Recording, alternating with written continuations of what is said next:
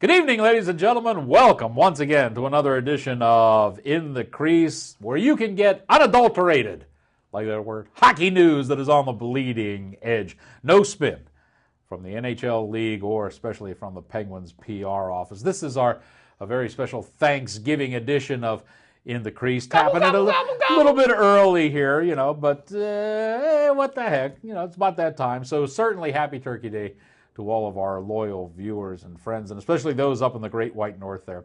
I know Thanksgiving isn't a big holiday up there, but still, we're going to say hello to them. They do indeed have Canada Day. I'm Fiore, and always sitting next to me, as always, Bob Nelson, our resident hockey expert in here. While we're talking about Thanksgiving Day, the NHL is starting a promotion, and a nice little tradition, too.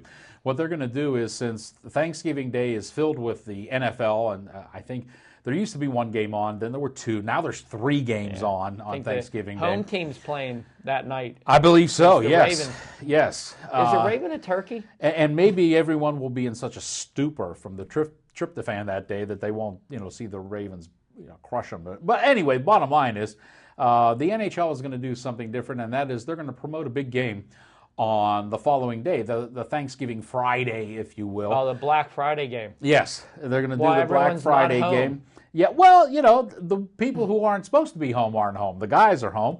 And this year, it's going to be the New York Rangers and the Boston Bruins. Oh, and that's a terrible game. That's a great game. Oh, my, the Rangers are horrible this year. They have put together, that's your boy Lundqvist, they have put together a really neat promo. What you're seeing so far on the NHL. What is it, picture of a turkey with Gary Bettman's head inside? Different sections, is you're seeing pieces of it. But we have the entire promo. This thing is really good. It's probably the best promo I've seen from the NHL in a long, long time. Here's a look at it. Every year for the holidays, our cousins from New York come up to our place in Boston, and things get a little testy. You are not putting that tablecloth on this table. I'd like to see you try and stop me. What is this? You got no Ranger stuff anywhere in this house. Yeah, we do. You're drowning in it. Before dinner, we always have a friendly game of street hockey. Last year, my cousin Joey brought some guy named Richter from New York. And they really put a beat down on our guys. But this year, we were ready.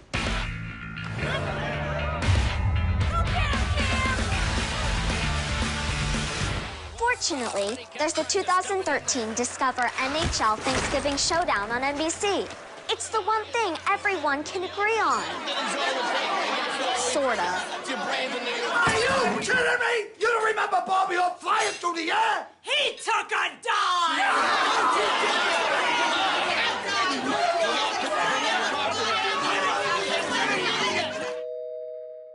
We could hear you guys out on the street. So we thought we'd give you a little peace offering, huh? Got a nice Boston cream pie? But even better, New York cheesecake. Better. Better than the trash. This is a dessert right Speaking here. of trash, how about those fans in Boston? Huh? Oh, yeah. The Rangers take on the Bruins Friday, November 29th at 1 Eastern on NBC. So, who's the big guy you brought with you anyways? We didn't bring him. I thought he was with you.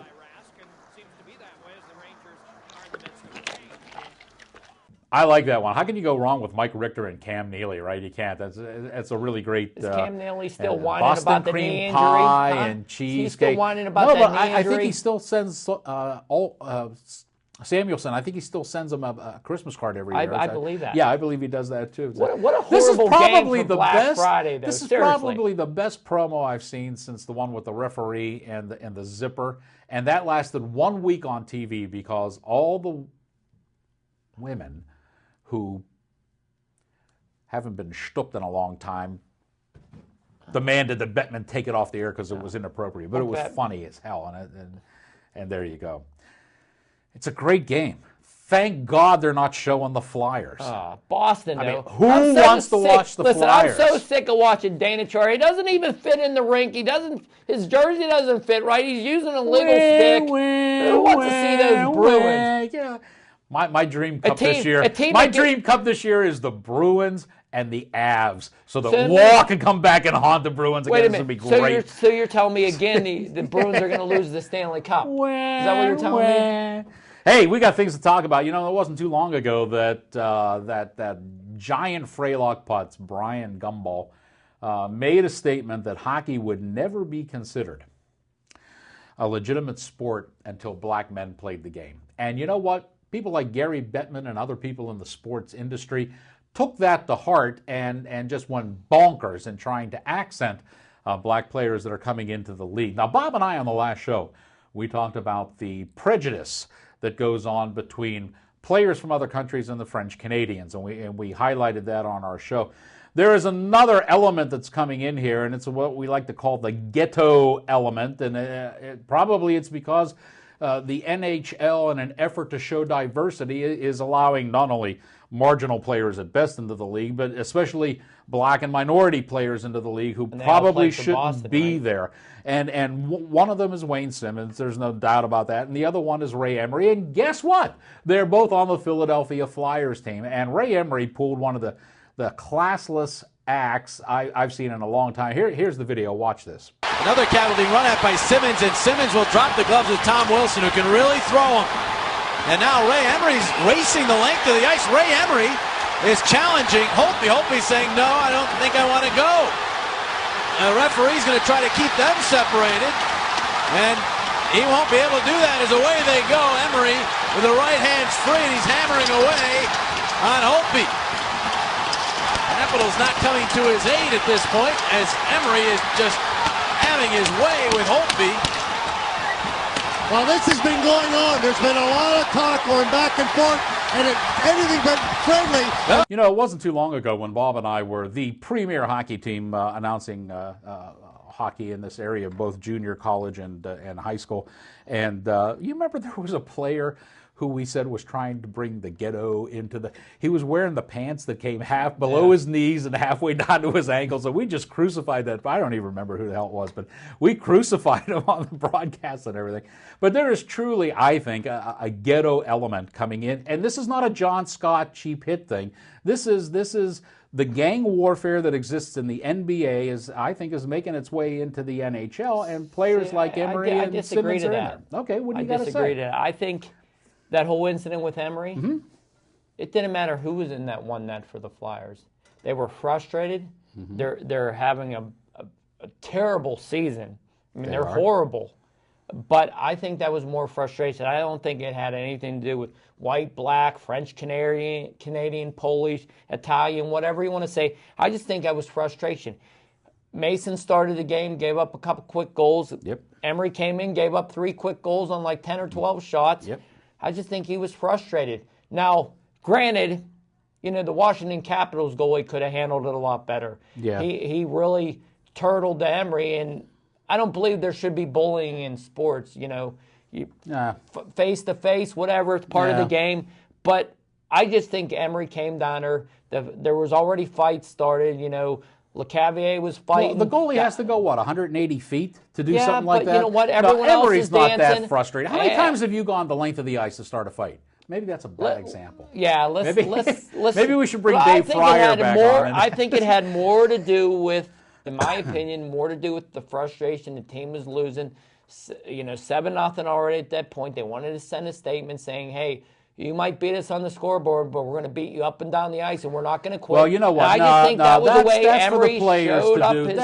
That's crap. That's And for the he is a players player. to do. Yeah, He that's is a not for the player. goalie to take charge of that and charge from one that. First off, if the goalie crosses the red line, there's supposed to be all kind of fines and penalties, and you know Armageddon is supposed to come down. They did nothing. Well, what do you think they did nothing.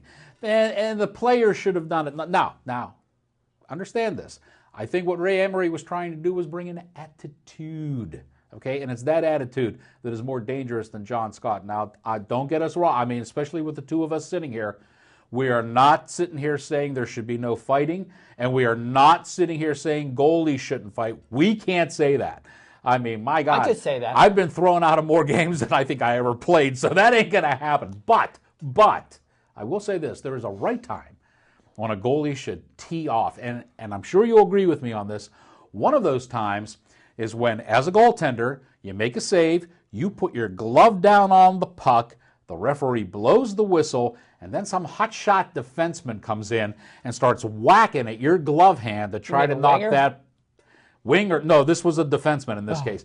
Whacking on the glove to try to get that puck loose. And here's a perfect example of when that happened. Fella to go backhand, save Mastraki, or couldn't get the rebound. Underhill has it. His shot saved by Mastraki. Goes around the other end, and now we're going to have a penalty coming up. Oh, and now they're all going at it. Mastraki just throws him in the back of the head. Mastraki's throwing punches. Mastraki now drops his glove. The goaltender Mastraki is drilling Jonathan Orr in the back of the head. Here comes David Weinstein. Weinstein's getting involved. Jonathan Orr has Mastraki. Weinstein's all the way down the ice, being pushed away by the linesman. We have two battles going on. They all battled in there, and Jonathan Orr was knocked down. He was knocked into the net by two defensemen for the Penn Enforcers, and Mastraki got up and just started firing haymakers with the glove on right into the back of the head of Jonathan Orr.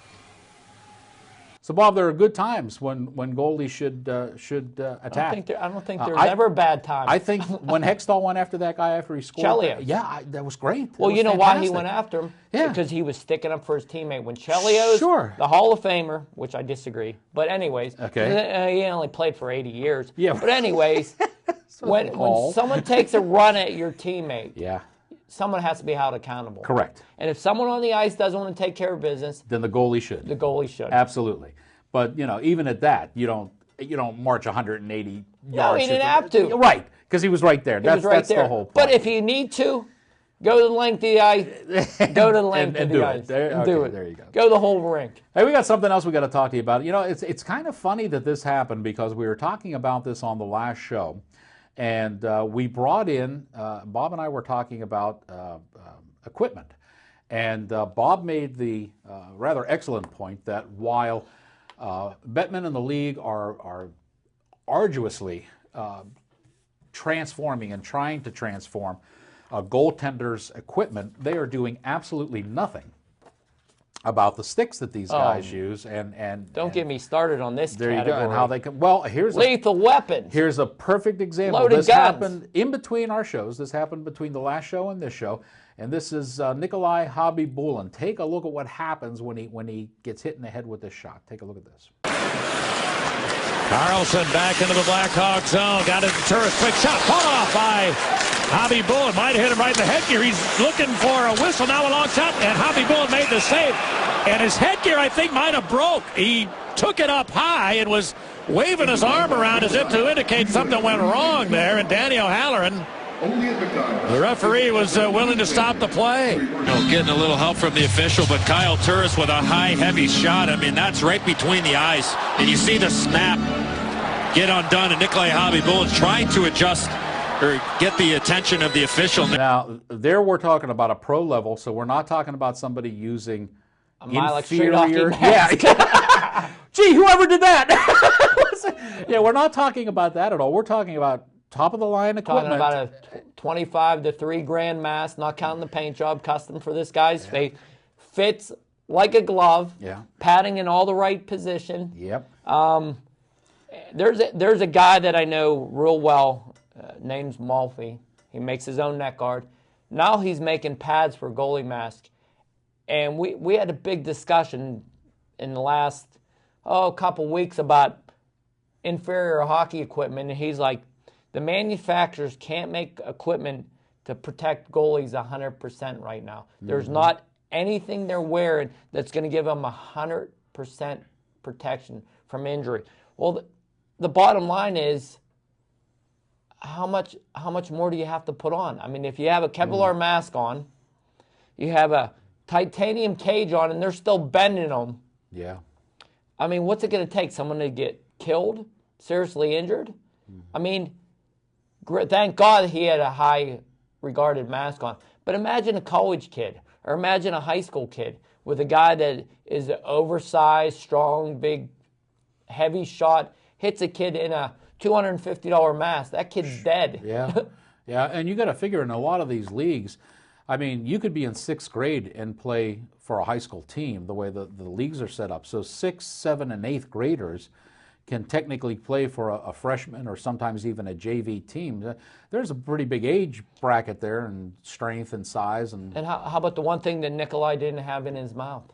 Yeah. A mouthpiece. Yeah. Might have took a little bit of the percussion That's of the pretty impact. common among goalies, though. No Not goalie to wears wear, a mouthpiece. yeah, I to don't wear know a a single mouthguard. goalie. I don't know a goalie in high school that wears a mouthpiece. I don't. My kids, they wear them hanging down into their chin cup. Yeah, and who was it? Was it Nicky Lordi or Robbie Medora used to put it in his They helmet? both, yeah.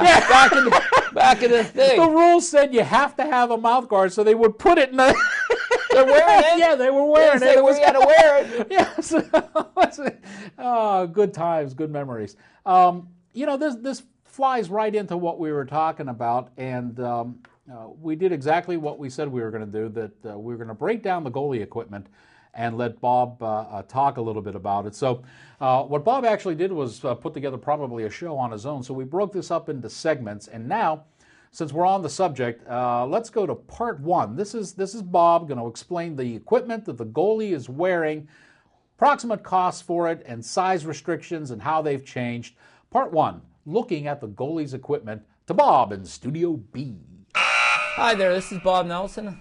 I'm in the crease, and today I'd like to talk about some of the technology in the goalie equipment, some of the sizing and regulation changes.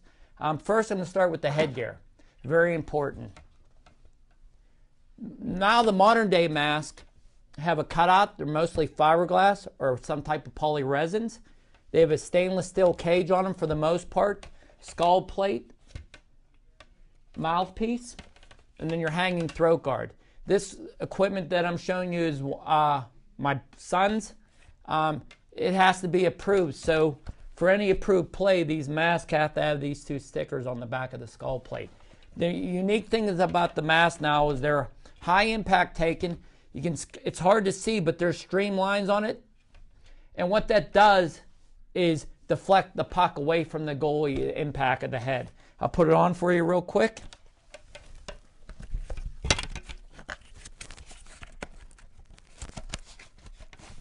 Get the mouthpiece out of the way. This is the way a goalie mask is going to fit. You want it to fit very snug. You don't want any movement on it.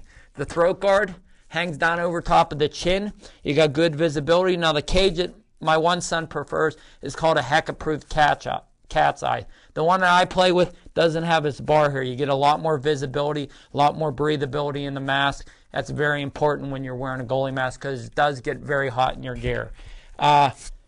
With the technology in the goalie mask, when we first started playing goal, you seen the one in front of our set, which is just a fiberglass form fit, and before that, when I started playing, we didn't have a mask. That's why my face is so ugly. But going further from the mask, like I said, the technology in these are phenomenal. The guys that play in the NHL, their mask goes anywhere from about $1,500 and up, depending on their paint job. This mask was actually based off of Jocelyn Thibault, who was a Penguin goalie. This was a Sherwood mask that I got for my son the last year that Thibault played in Pittsburgh. This was actually one of his shells that my son was able to get his hands on. Going down the body, obviously we're going to go to the chest protector, which has been scaled down immensely from the times that I played. My chest protector was pretty much 2 pieces. It was a piece of felt and then body, looked like a catcher's chest protector already. Then they went to the evolution, everything bigger. I was one of the few goalies that didn't alter my equipment at all when it came to my chest. I wanted something pretty small and pretty snug. I didn't care about taking up a room. I wanted the free movement with my hands. This chest protector, for example, was a Reebok that my son wears again. They tapered the shoulders. They used to be a lot bigger, like when Garth Snow would wear them. They tapered these down, so it's not like a high shoulder pad anymore. You added on the throat collar. You have an extra sternum pad to give you a little bit of impact and some floating. The arms were the biggest reason why the chest protectors, besides the heavy wings, they used to be, let me grab my roller here. They used to be about 12 inches wide, this arm shoulder contraption. Now if you look at it, it's measuring 8. If it's over 8, You can't wear it anymore. Then they also made the back of the elbows even that much nicer now. It's a hard elbow cap. So when you're falling or landing or getting hit on the shot, they also used to make chest protectors in the 80s that would be for a full right goalie, which catches with this hand, or a regular goalie that catches with this hand. Now the elbow pad is all universal for both arms. And if you look at, see there's padding on both sides of the elbow, on both arms, the same. Identical piece now. The other thing they've done to the chest protectors is now it flaps. So it wraps around your body to protect underneath your ribs. This was a very vulnerable area on your body. And obviously, I could put it on if you want, but I don't want to knock my mic off. On the back of it, it has a vertebrae piece that keeps the chest protector snug. All the chest protectors now are fully adjustable. Here, you got the back harness, and then it hangs nice for air drying. So that's your chest protector. The goalie pants have also changed in a lot of issues nowadays. The goalie pants used to be able to be 30 inches wide. Now it's got to be 22 inches wide. And it's difficult. So what they ended up doing was scaling it down to the body. Now here's the unique thing about Trevor's pants. These are actually one of the Penguin pants from their pro department because he's big enough to wear it now. The pants are measuring in the NHL now 22 inches wide. They can't be wider than your goalie pads, which if you take 11 plus 11, you get what? 22 inches. So now the pants have to be 22 inches regulation. There is some adjustments that can be made if you've got bigger legs, but for the most part, they got to be 22, and that was a new rule. Most of the reason the goalie pants is a little bit different, if you look at it, it's shorter and it's wider. Okay? Plus, some goalies tuck their chest protector in. So if you're tucking your chest protector in, this top piece is going to be shorter and wider. That's why they have a lace system in it now. Most goalies use suspenders now to keep your pants up, even though once they hit your pads, they're not going anywhere past their knees. If you look at the inside of a goalie pad, you have all these extra pieces on the outside and the inside. The guys like Hextall, other guys, they used to put cheaters on the side of their pants to take up more than that. Now you look, it has to be flat seam on the inside and outside. So now what the companies do, if you're going to cheat, they put these extra bumpers on the inside of your thighs and on the outside of your hips. Also in the goalie pants, you see this cutout area where my hand is? That's enabling you to move better when you're butterflying, so the pants doesn't hinder you at all. You still have the tailbone pad in it, still have some rib protection.